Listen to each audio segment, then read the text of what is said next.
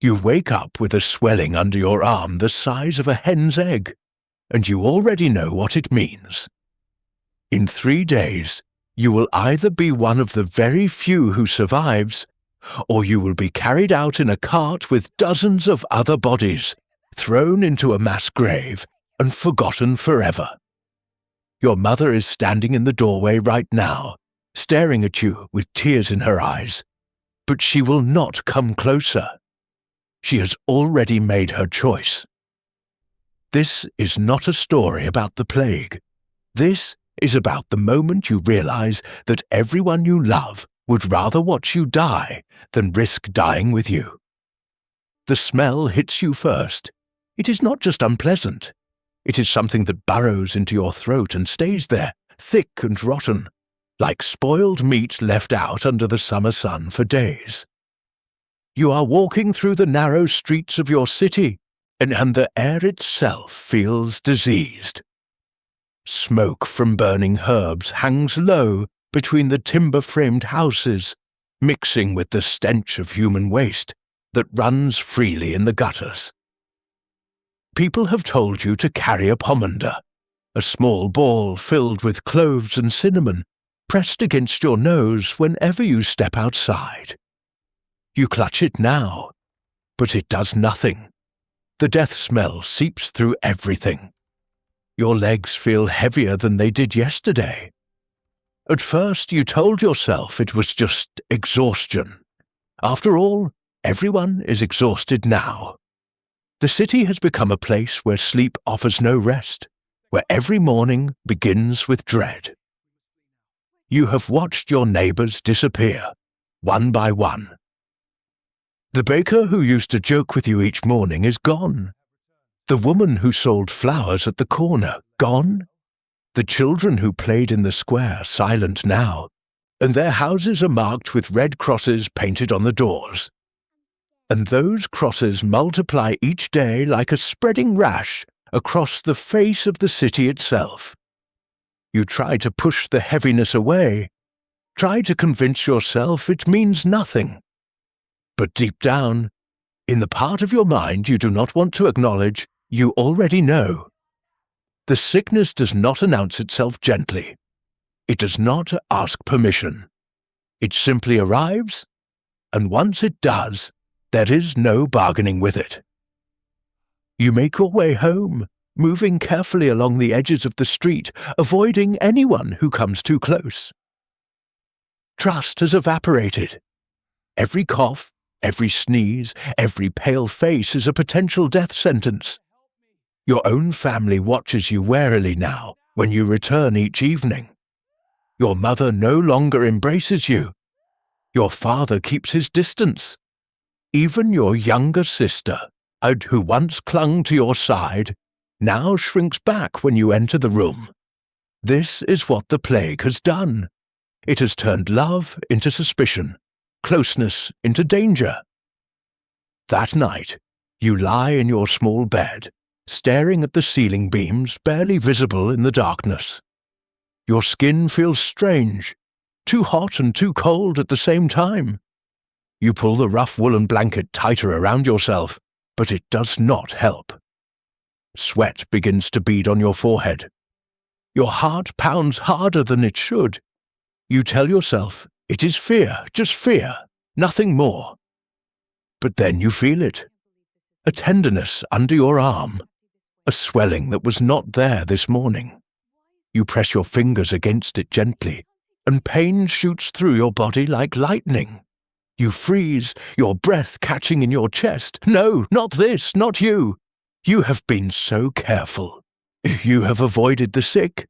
You have burned herbs. You have prayed. The swelling grows throughout the night. By dawn, it is the size of a hen's egg, hard and hot beneath your skin. You cannot move your arm without agony radiating through your entire side.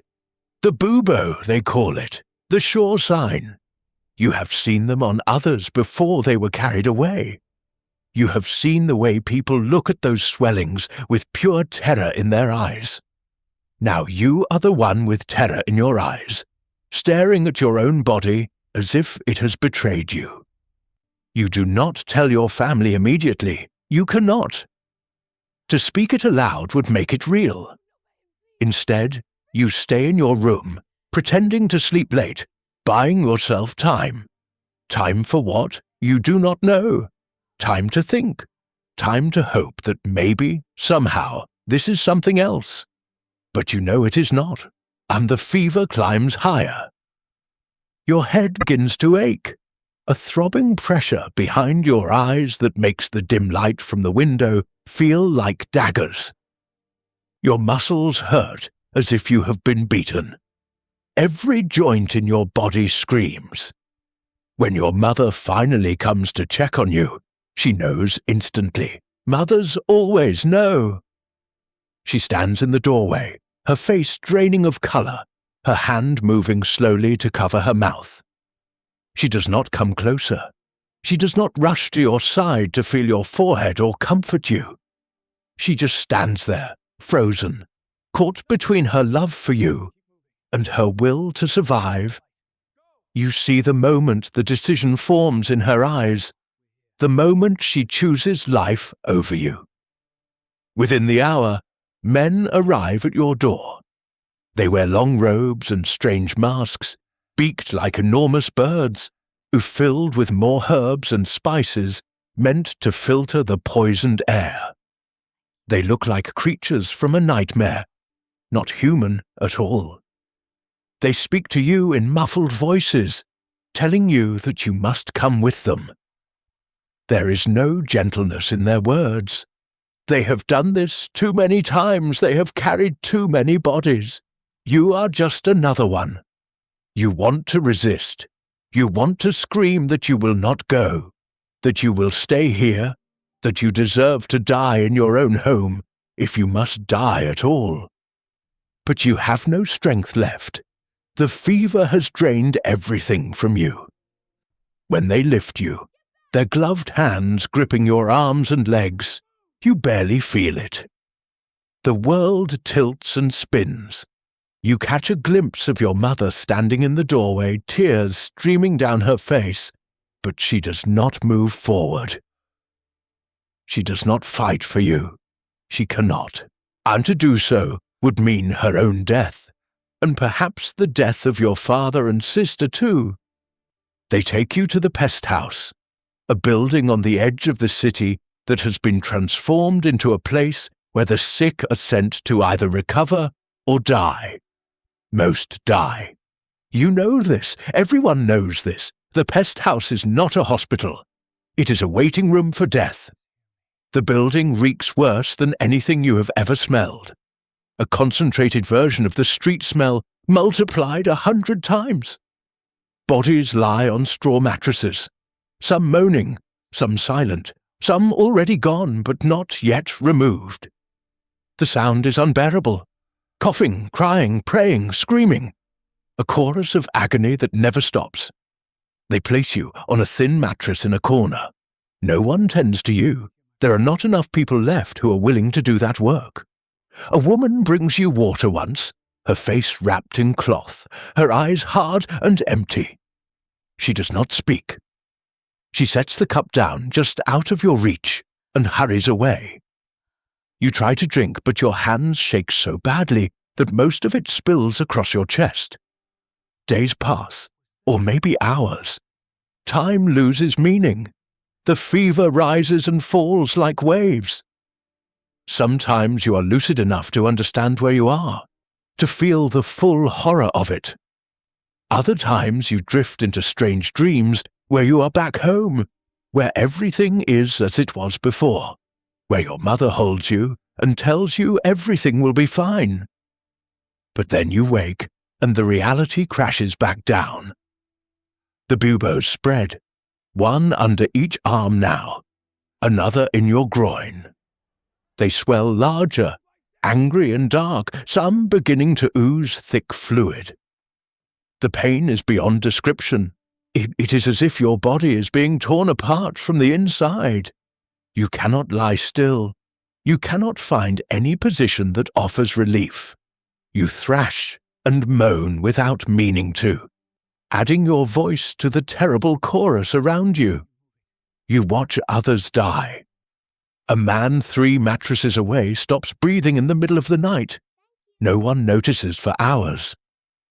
A child, no more than 7 or 8 years old, calls for her mother over and over until her voice gives out and she falls silent forever. An old man prays constantly, his voice a hoarse whisper, until one morning he simply is not there anymore, his body already removed before dawn. You wonder if you will be next. You wonder if anyone will pray for you. You wonder if your family thinks of you at all, or if they have already forced themselves to forget you, or to erase you from their lives as a matter of survival. But then, impossibly, something changes. The fever breaks one morning, leaving you drenched in sweat but clear-headed for the first time in days. The pain in your buboes, while still present, feels different, less angry. You touch one carefully and feel that it has begun to drain. The pressure is releasing. Your body, against all odds, is fighting back. You are not dying, not today. Recovery is slow and agonizing. You are weak, barely able to stand without assistance, but you are alive. The bird-masked men come for you again, this time to tell you that you may leave. There is no celebration, no acknowledgement of your survival as anything miraculous. You are simply one of the very few who made it through, and now they need your mattress for someone else. Outside the pest house, and the world continues as it did before. The streets still smell of death. The red crosses still multiply on doors, but you are walking among them again, a ghost returned from the edge. Your family takes you back, cautiously, keeping their distance for weeks until they are certain you carry no more contagion. You are forever changed, marked not just by the scars the buboes left on your skin, but by the knowledge of how fragile everything is, how quickly love can turn to fear, and how close death always stands, waiting patiently in the shadows for its next invitation.